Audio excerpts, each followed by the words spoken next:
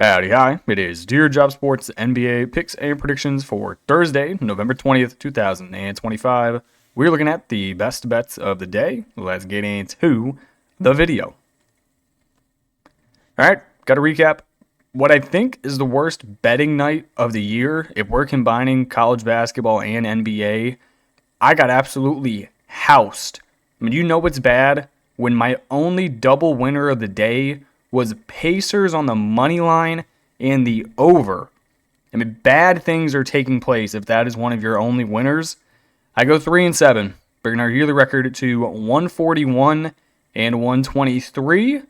I will recap the nonsense that took place today, and then we'll get on to it for the 3 games we got for tomorrow.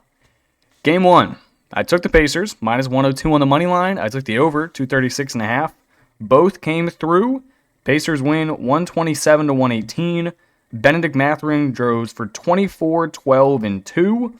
Who else played well? Siakam went for 22. What the? Jay Huff off the bench goes for 20. Nembhard 16, 2, and 7. TJ McConnell off the bench 14, 6, and 8. That's the most TJ McConnell stat line ever. In 14 minutes, he put up 28 PRA. That is absurd. So shout out to the Pacers for getting it done. The Hornets, you suck. LaMelo Ball went 5 of 21. Zion James 0 of 4. I still don't know why he plays. Why do you have Zion James playing minutes? It makes no sense. Genuinely no sense. But whatever. Then we had the Heat, minus 5. What did this line close at? The Warriors did not play a single person. This closed at Heat minus 10.5. The Warriors, they sat Curry, Green, Horford, Butler. Their starting lineup, Podziemski, Moody, Richard, Guy Santos, and Trace Jackson Davis. Good God, that is ugly. So yeah, the Heat win the game. 110 to 96. Now we'll get on to the losers. There was plenty of them. The Cavaliers, we might be ass. I am talking major levels of ass. We lose 114 to 104. Now 10-6 on the season. We can't play in the first half. We just don't know how basketball works in the first 2 quarters. We won the second half of this game 64 to 57. Too bad we lost the first half 57 to 40. Most of it was Donovan Mitchell not being able to put the ball in the hoop in the first half. He finished with 21 points. Wasn't efficient though. 8 of 17, 3 of 9 from deep, 4 turnovers. He's just not a point guard. Like, we cannot have him running our offense every single time down the court. I think they have to try running Lonzo at point, him at the 2, and then just going Hunter, Mobley, and Allen. I don't know why we haven't tried that lineup yet, but I think that should be done. Yeah, we got problems. The Rockets, you saw Sengun go for 28, 11, and 7. KD went for 20. The freaking Aaron Holiday off the bench went for 18. Amen Thompson, 12, 9, and 6. Jabari Smith, 14, and 9. It was just no good, no fun. But here we are, recapping it all. With the over 231.5 in the Warriors game, that was pretty much dead once everyone got ruled out for the Warriors. What did that close at? I knew I got a bad number on that. Oh my God, it went up?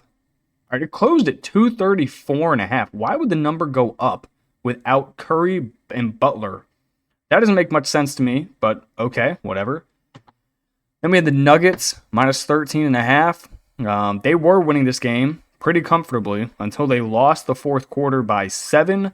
They don't cover as they win the game 125 to 118. And they also had the under when the Pelicans decided to score 118 points.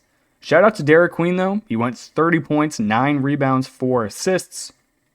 What did Joker do? Joker triple-double, 28, 11, and 12, and he fouled out. So good job to you. Jamal Murray, 5 of 14. Here we go. Peyton Watson, 32 points and 12 boards. I remember, man, he played at UCLA. That dude was a beast at UCLA. All right, then we had, good God. We had Davion Mitchell and Donovan Mitchell. I don't think either of them knew a basketball game was being played today.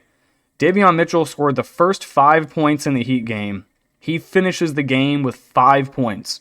He only shot the ball 5 times, 2 of 5, 5 points, 1 rebound, 6 assists. I had him 17.5. So I got a good number, and I got murdered. He only played 24 minutes, 11 points and assists total. How are you going to score the first 5 and then not score at all the rest of the game?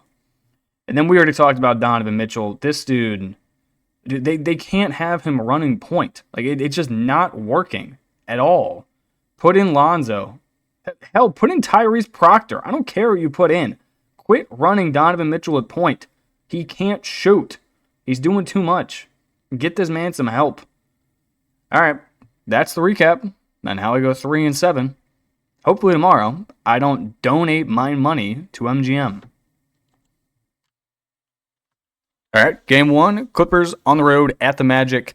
Give me the Clippers, reluctantly, plus 5.5. Give me the under, 218.5. Clippers starting 5, Harden, Dunn, Sanders, Collins, Zubac. Magic starting 5, Suggs, Bane, De Silva, Wagner, Carter. Injury report, Clippers, they got Miller. What the fuck? Why? Why is Jones out? All right, whatever. Leonard, Beal, they're all out. Magic, Banchero, Wagner, also ruled out, but the shittier Wagner, not the good Wagner. Clippers, they're not very good right now. 4-10 record, 1-5 on the road straight up. Their entire team currently is James Harden and Zubac in the high screen pick and roll. Collins occasionally hits a corner 3. Dunn probably shouldn't be your starting shooting guard, but that's where you're at.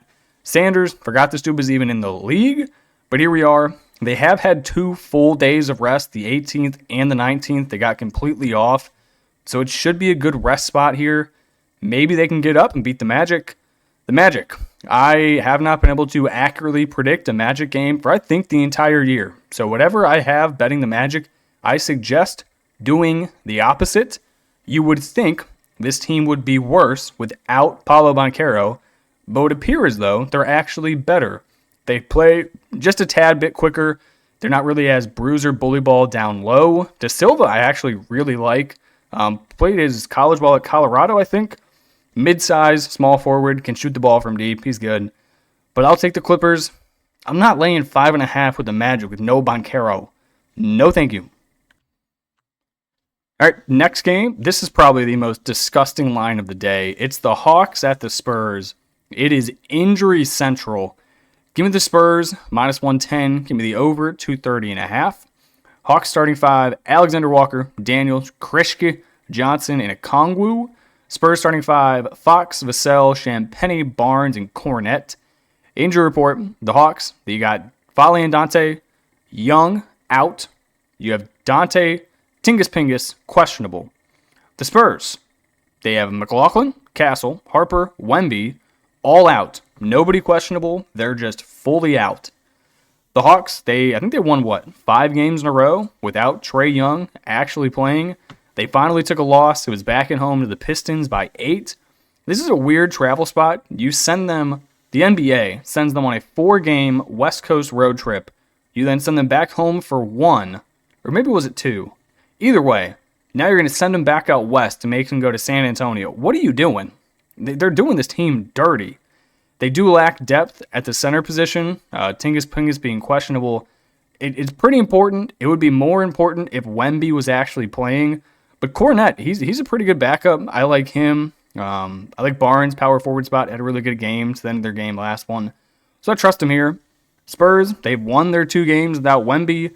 Granted, it was against the Grizzlies by 10 and the Kings by 13. Not really sure what you can take from either of those games. They're good at home. I can't bet this Hawks team, dude. They don't have Young. Tingus Pingus is questionable.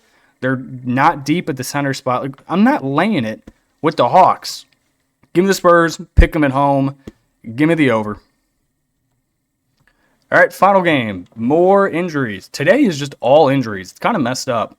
76ers on the road at the Bucks. I'm going to take the Bucks plus 2. I'm also going to rock the over, 226.5. 76ers starting 5. This is subject to change because they're on a back-to-back. Maxey, Edgecombe, Edwards, Barlow, Drummond. Bucks starting 5. Rollins, Green, Kuzma, Portis, and Turner. All All right, injury report, 76ers, like I said, on a back-to-back. Previous night, they lost at home to the Raptors, 121-112. For last night's game, they had Embiid, Oubre, George, and Bona all ruled out. I'm going to assume they all don't play here, but who knows? I would check the injury report. The Bucks, you got Giannis, Porter Jr., and Prince all out. 76ers, it's the same problem they have every single year. They paid a dude a bunch of money, and they're not playing. I mean, your two highest salaried guys are Paul George and Joel Embiid. Neither of them are playing. That is not ideal. Granted, the Bucks don't have Giannis, so maybe you can get it done. Should be a pretty solid game for Maxey and Edgecombe. I don't really see Rollins or AJ Green being able to stop them from getting what they want. But also in the front court, I will take the combination of Turner, Portis, and Kuzma over Drummond, Barlow, and Edwards every single day of the week. And the 76ers don't have a backup center. The previous night's game, Drummond played 34 minutes. 34. Then their backup, realistically, Trendon Watford, the LSU guy, 6'8", 240. Like, I guess that would work. I mean, your other option, Jabari Walker, 6'7". Like, those aren't bigs, though. Like, you need someone actually imposing to go down there and stop Miles Turner. And they don't have that. The Bucks, no Giannis, obviously. This is an interesting time if you are a fan of Kyle Kuzma props to do it. I am more so a fan of Ryan Rollins. I think Rollins is going to win the most improved player this year. Starting point guard, and like KPJ's out. He's been kicking ass. So I will take his PRA over for the player prop. I've gone back to only doing one. I don't know what it is, but when I do one person, they always win. When I do two people, they always lose. So give me Ryan Rollins PRA over. Giannis not playing. 76ers back-to-back. There's going to be no defense played in this game. Should be a good spot. So give me Rollins PRA over. All right, that is it for me in this video. Hopefully tomorrow I don't get absolutely imploded. I appreciate you all watching and tuning in, and I will catch you in the next one. Peace.